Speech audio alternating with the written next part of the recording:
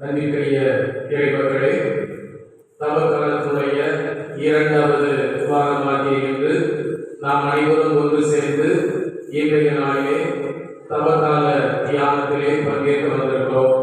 தவக்காலம் என்பது நமக்கு அருளின் காலம், இரக்கத்தின் காலம், மன்னிப்பின் காலம், ஏன் மனமாற்றத்தின் காலம்.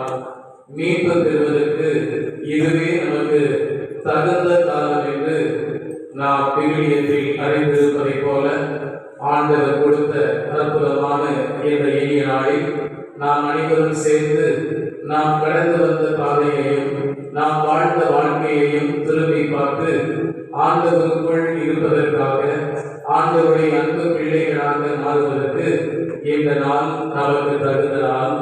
இந்த இனிய நாளில் இயற்கை கூட நமக்கு அருமையான சீதோசன நிலையை கொடுத்து